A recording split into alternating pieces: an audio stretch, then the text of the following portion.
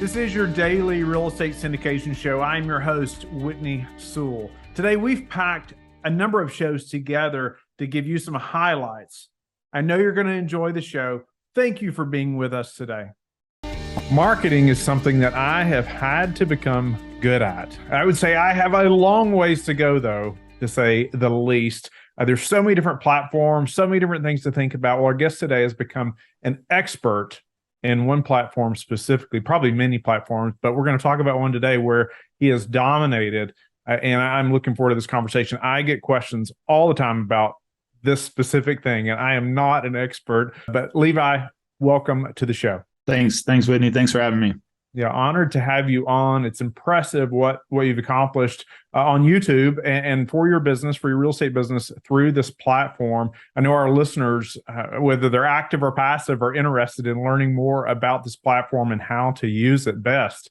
But let's dive in a little bit and let's get into how you have used it. What have you accomplished on YouTube? Share a little bit more for the listener to understand, hey, you've done this, you're doing well on this. We're going to dive into some specific things on how you've done it as well. I believe you can hyper-learn any subject in 60 days with the amount of information that's out there through books, blogs, vlogs, YouTube, Google. I mean, the information is out there, whatever it is you want to do. It doesn't matter. If you want to become the best knitter, you want to knit mittens, you can figure that out very quickly. I'm sure you can find it on YouTube. Oh, absolutely. So, the thing is that's what I did. I went into hyper-learning, which means no Netflix. My extracurricular time was spent consuming content about YouTube. So I'm a little old school. I start with books. I actually bought a book called YouTube Secrets. I bought 8 different books, but YouTube Secrets was by far the best book. And then second to that, which came out a little bit later, was YouTube Formula.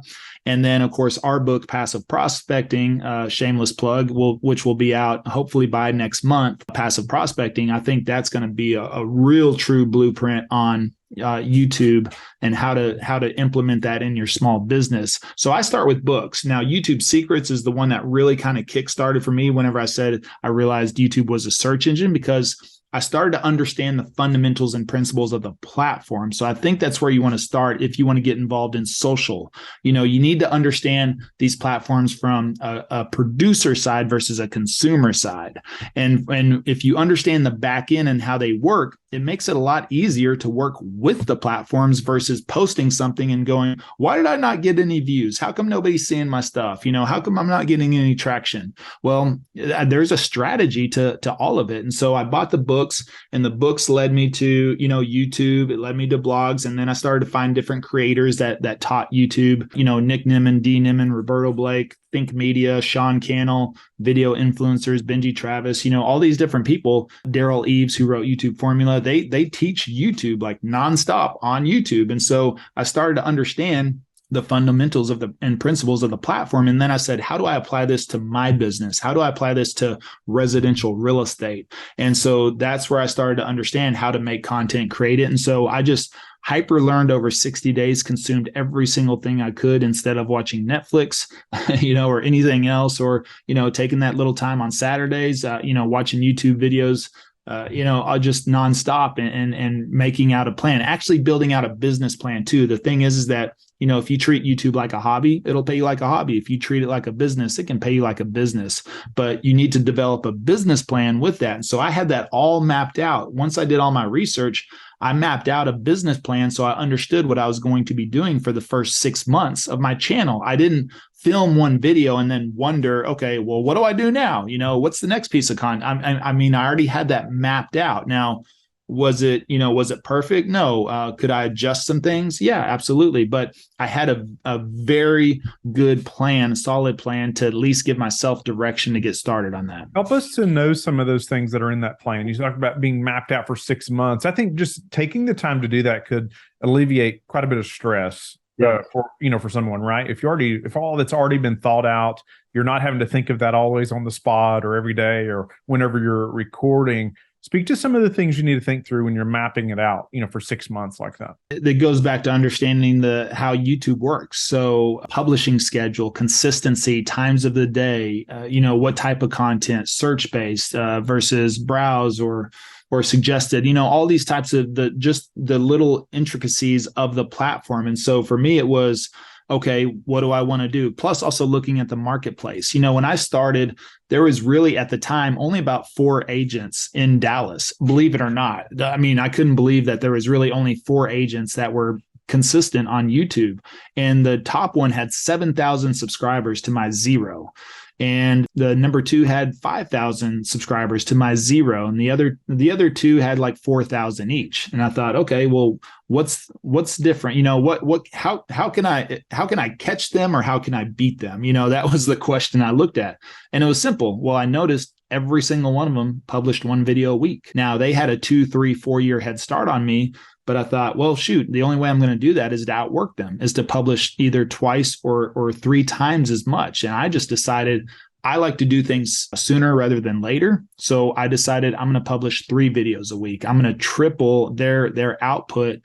And that's what I'm going to do. So that was the first, one of the first decisions, 3 videos a week. Okay, now I'm going to do 3 videos a week. What are those videos going to be? What format are they going to be in? How am I going to film those? Then get them edited, then get them published. And what am I going to do ahead of time? And do I film a month's worth of content first? Because, and that's the other thing I understood, that consistency is very key in the beginning. Most people film 1 video, get all excited, publish it on YouTube, and then guess what happens? Life happens, health happens, real estate happens, family happens, and then nothing happens. And then a week goes by, 2 weeks go by, and then guess what? Oh, well, I didn't really get much traction on that first video. And then the excuses start to set in, and then inconsistency sets in. Better go try another platform or yeah. I'm going to try something else, right? And so to me, it was 3 videos a week. I'm going to film a month's worth of content first before I ever publish. That way I give myself a month's head start. And so whenever I published that first video, I was already scheduled out for an entire month, and I could start working on the next month's worth of content. And that way, if anything came up that sidetracked me, which it will, then and I missed a week of filming or something, guess what? I was still 3 weeks ahead at that time. So then I was able to recover or double up on content 1 week, or work through that. It wasn't a big deal. So I didn't get thrown off. And so I was able to stay extremely consistent. Now it's been 2 years, right at 2 years of the channel. And I've been very consistent on at least publishing almost 3 videos every week. Some weeks I've done 2, and that's mainly because things would happen. I've had videos take off, kind of go mini viral in a sense. But again, I wanted to watch. And so I held off on publishing just to see what would happen. So a lot of experiments happen within that time frame as well. But otherwise, in the very beginning, when nobody knew who I was and there was no traction, the most important thing for me was to stay consistent based on the research I did. So, and then what times a day do you want to publish? When is your audience online? All those types of things, just building that out. And then what videos do you want to shoot? And so I had mapped out the order of the videos that I wanted to shoot. And so I think about like your audience, let's say multifamily. You could make videos educating people directly on that. And maybe you do that 1 video a week. And then the second video a week is, I would highly, highly recommend documenting what you're doing. If you're walking properties, if you're making phone calls, if you're talking to investors, or raising money, I would document that process. You would be surprised if you're going to go out and walk a property, then take a camera with you, film yourself and talk through it. Actually, you may be with somebody and that's okay. You may be by yourself. The worst thing you can do is be by yourself, doing all this work and not documenting it. Because if you just publish that content, you make 1 educational video per week, which is like, here's my process for raising money. But then the next video is actually showing them or working through that. And then you got 2 videos a week. Guess what? You're going to attract all the business you need just from that content. And guess what that allows you to do? Instead of prospecting and looking for investors and trying to raise money, you can do more of what you should be doing, which is out finding more deals, walking more properties, and making more content. And trust me, you'll have people calling you once you establish a baseline on your channel and you gain some traction. They're going to be calling you and saying, hey, I want to invest in your next deal. Our guest today, he's a good friend of mine. and who I just look up to greatly. His name is Ivan Barratt. Is a 20-year veteran of the real estate industry and currently serves as the founder and CEO of the BAM companies, which is BAM Capital, BAM Management, and BAM Construction.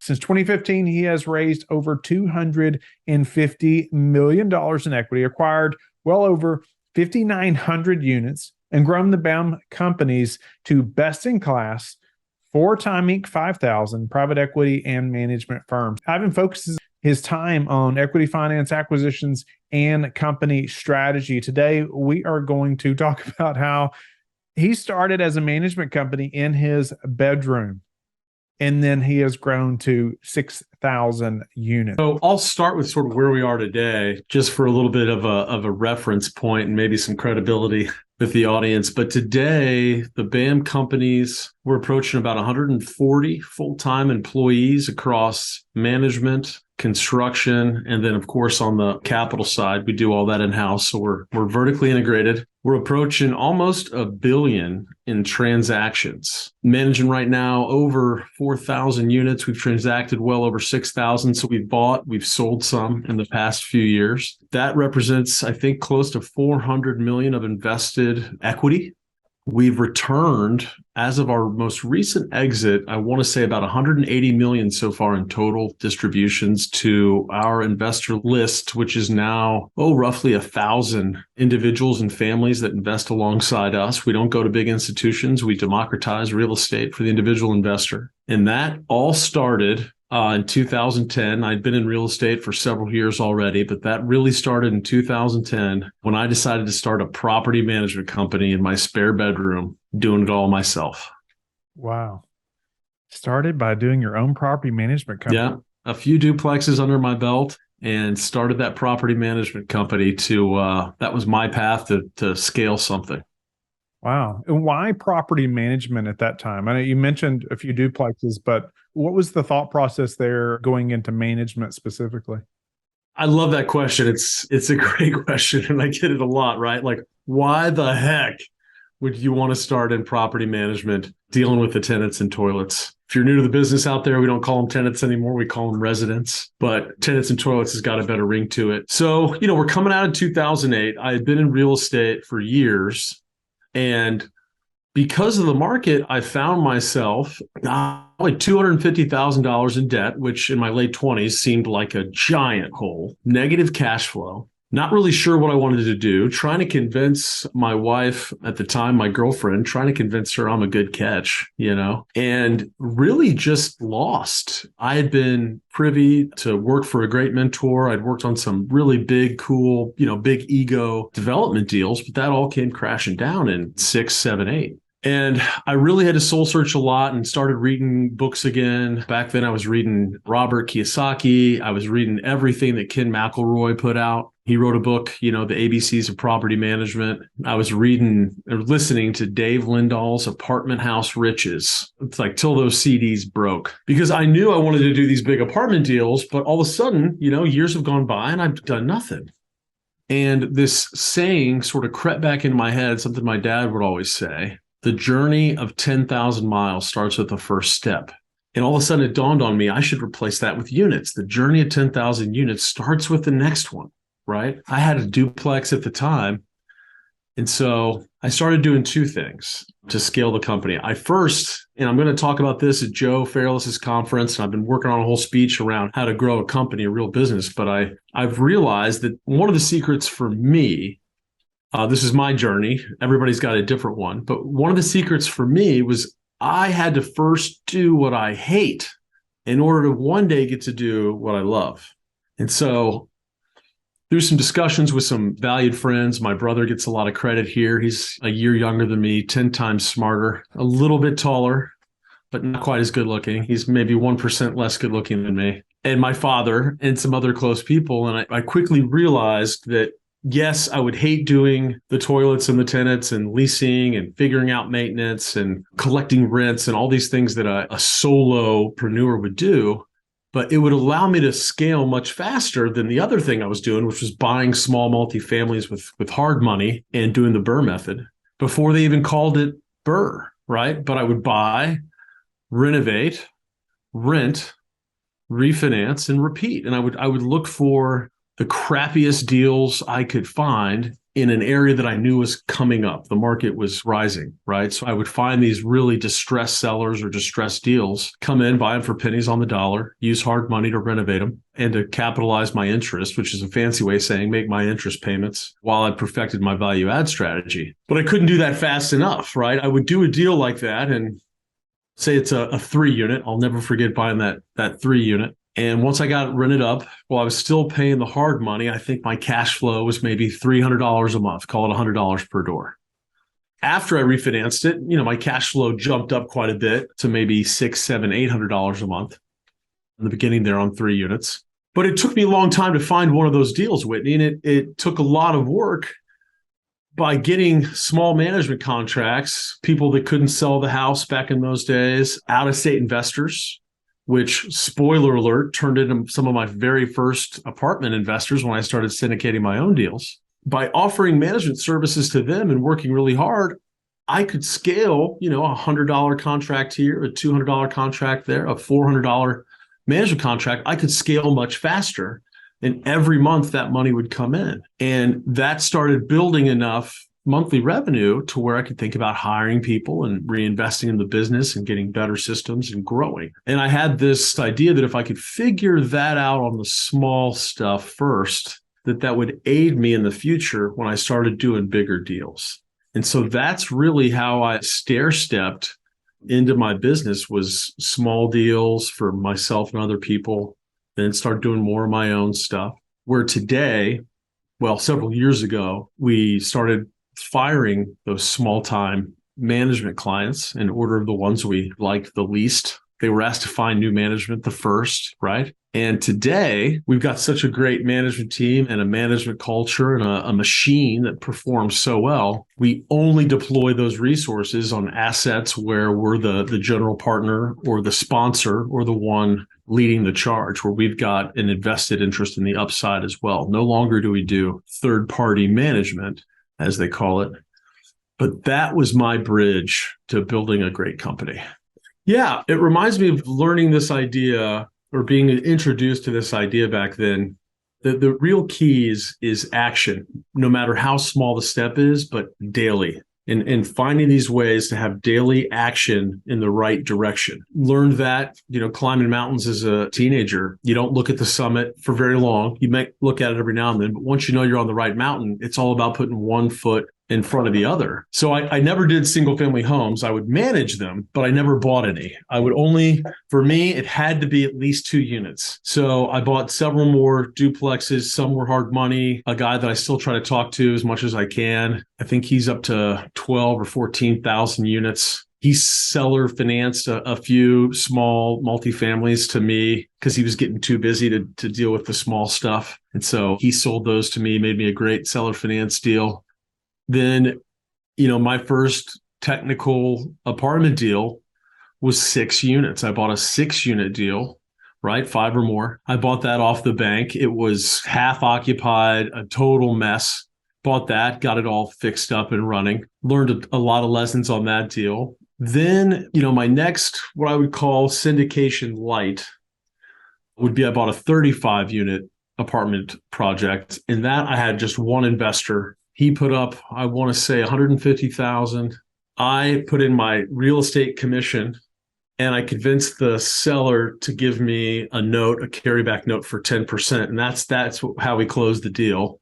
I got my you-know-what handed to me on that project on several occasions. I thought I was buying a C property. It turned out it was a D. Couldn't raise rents, dealt with bed bugs, drugs, homeless people sleeping in the hallways, sewer line collapses, more bed bugs, more drugs. Just everything that could have gone wrong went wrong on that 35-unit deal. And as you said earlier, it's all about the education. I just some days had to repeat it to myself over and over again. I'm paying tuition. I'm learning. We ultimately sold that asset a few years later and we made money. I think we made about a 9% IRR, which at the time we were happy to make a return on that deal, as rough as it was. While I was managing that, I bought another 30 unit, which was a full redevelopment deal. Paid a lot of tuition on that one too. Then I said I'd never do another small deal again, but I found 15 units that was too good to pass up.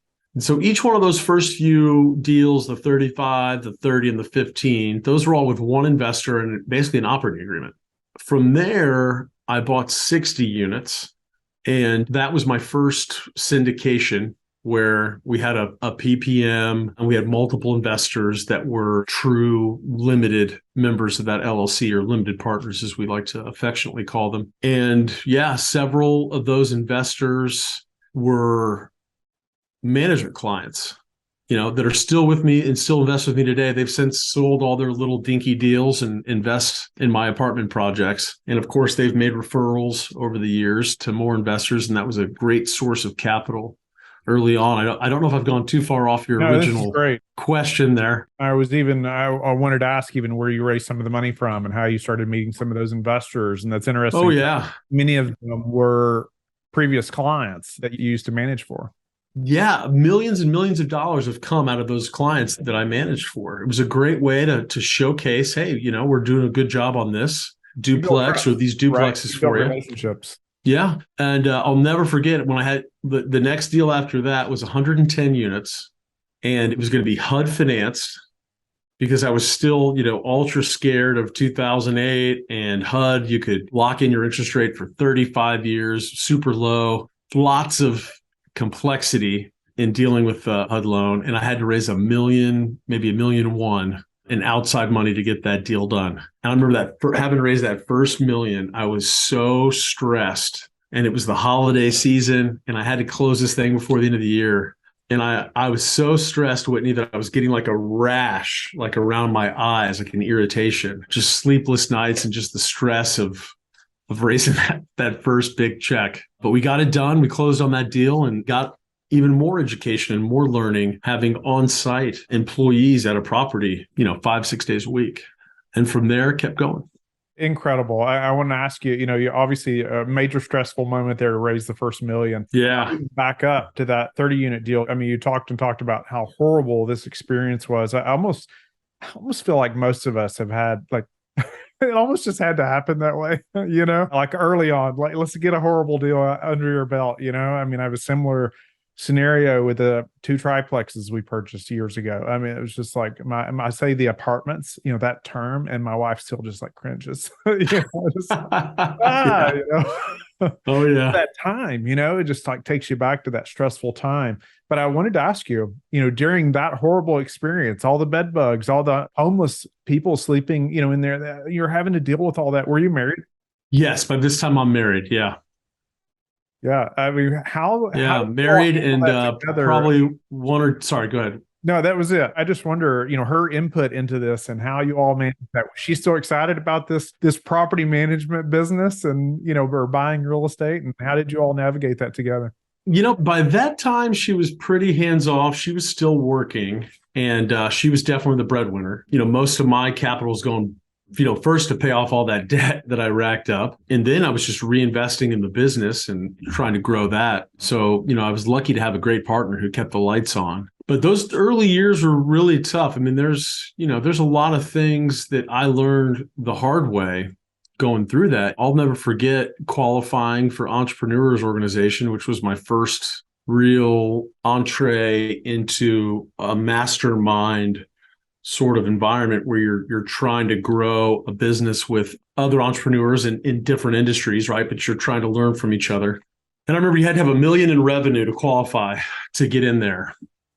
And I, at the time I'm making that, but I'm like, I don't know how I'm going to grow from here. I'm working harder than I've ever worked. I was 50 pounds heavier than I am today.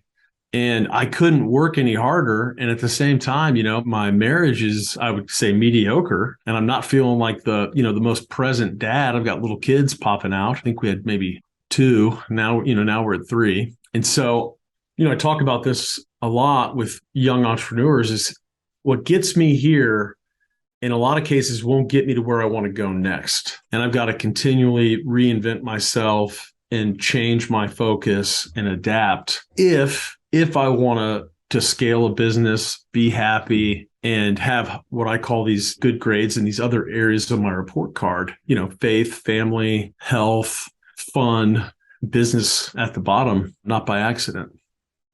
Yeah, that's incredible. I wondered that myself, and people always ask too, just to, starting the business is not a small feat, right? And without, man, that support at home, I would have never made it, right? Oh yeah, I mean, you've got to win over your wife. My first hard money Burr threeplex I did that I mentioned earlier. Now that the story gets better every time I tell it, but I think there were like 25 slides in my PowerPoint trying to explain to her what I was looking to do. And I also drug her to a real estate conference so that she could hear some of these ideas from somebody else. Because sometimes her ears open up a little bit better when it's not me doing all the talking. Wow. Well, if we had to look back and you had to think about all this growth, everything that's happened, there's so many other things we could dive into there, but what would you do different knowing what you know now? Yeah, I'm a huge proponent of that forum or that mastermind setting I mentioned here a moment ago. I'm a huge proponent of having a coach in my life in any area that I want to improve. So I'm in a few different mastermind groups. The one that we're in, I cut out a group that I've been in for a couple of years to join this forum that you and I are in. You can't do it all, right? And still be a good husband, a good dad, and everything else. So I try to, on at least a yearly cadence, sometimes less than that, look at what do I need to sacrifice, right? What is still on my plate that I shouldn't be doing anymore? Who are the people in my life that maybe I need to get some distance between? What are the areas that I've outgrown that, I may have, like that group I left, some great friends in that group that I hope to remain friends with, but I've got to race my race. And in order to grow, I've got to exit that and go find a new group where I can be a little fish again and be out of my comfort zone. So groups, coaching is big. Best coaches I've ever found, Whitney, have no contract. They're not cheap, but hey, fire me if I'm not adding value. Until then, let's see what we can do together. So I've got a coach in several areas of my life, including spiritual and family and parenting, as well as business and executive coaching, both for me and the leaders in my organization that we need to develop in order to get where we're going. A couple of other concepts. One of my favorite ones that I heard recently on, I forget the guy's channel, but it's called Motiversity, and it's more like guys lifting weights and like David Goggins kind of audible stuff, get you going in the morning. But one thing that he says on that channel is, if your why doesn't make you cry, it ain't a strong enough why. And that for me is really an anchor or a catalyst or kind of, it helps put another log on the fire to take those steps in faith, to start that business, to get back up when I get hit in the mouth, especially early on. It's why, the why I'm doing this. It's not just for the money in the bank. It's more for the abundant life full of adventure that I want to have with my wife and kids, the freedom I want to enjoy, the impact I want to make on my community, both while I'm here and long after I'm gone. Those types of reasons for doing things are what's going to help drive me when I don't want to get up and do what I'm supposed to do. And I think a lot of people lose sight of that and don't realize that, hey, athletes, entrepreneurs, people that are achieving, most days when we get up, we don't feel like going out and achieving, right? We feel that call to lay in bed or watch TV or take it easy. It's that deeper why that builds that momentum that keeps us striving to be better. No doubt about it. I couldn't agree more.